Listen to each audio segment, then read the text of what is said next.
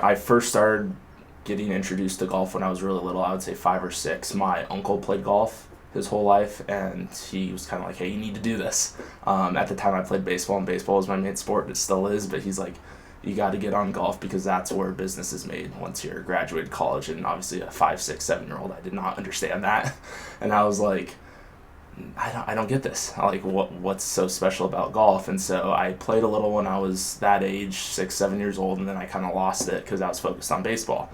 And it really wasn't until COVID where that love for the game came back. And I mean, during COVID, you didn't have anything else to do. It was just the only thing that was open was golf. And so I would go to the golf course 1, 2 times a day, honestly, and just hit balls at the driving range and play rounds and stuff like that, and met a bunch of great people through that. And that's kind of where my love for the game came back, was during those COVID years.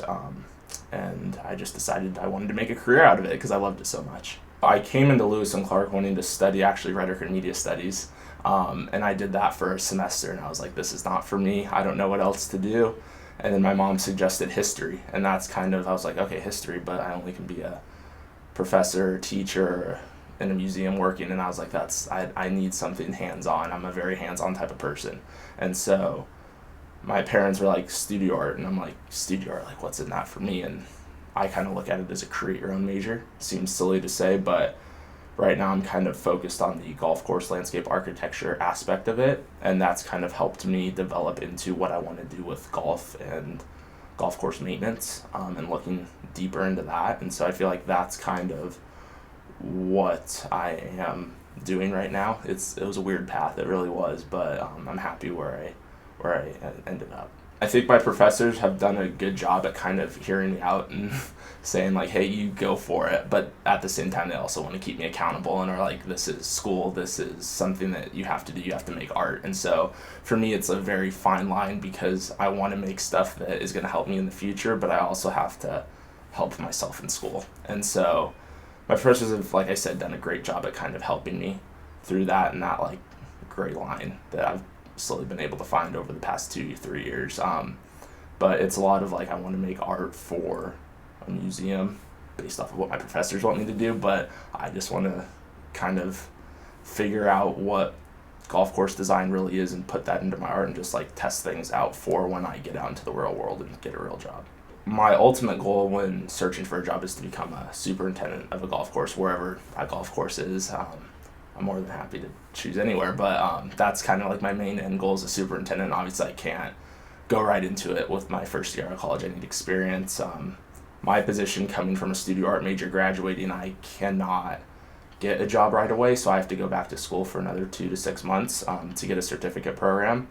And so that kind of puts me in a weird spot, unlike other people who are coming out of Oregon State or Oklahoma State with a turf management degree.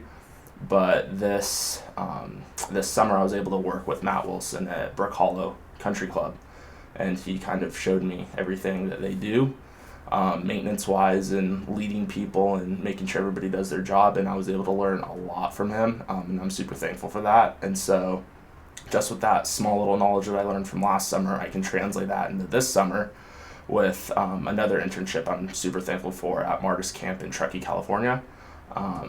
I I hope I hope I learn more. I know I'm gonna learn more. There's a lot of things that can carry over, obviously, but right now I'm just kind of focused on that internship, and then from there go back to school and then get a job, and work my way up to a superintendent of a golf course. It's a lot. It's everything from managing people and managing money to maintenance, making sure the grass is green, making sure everything's mowed, making sure fertilizer and pesticides are in the grass, making sure basically the golf course looks good and is good, because especially when you get to like the private clubs, members are very, very picky about what they want and what they like. And so while you need to please the members, you also need to please the people under you and your staff and make sure that everything's running smoothly and everything's going according to plan. So it's a lot to do, a lot of time management, but it's something that I kind of fell in love with this past summer and hope to again this summer, and I'm looking forward to doing.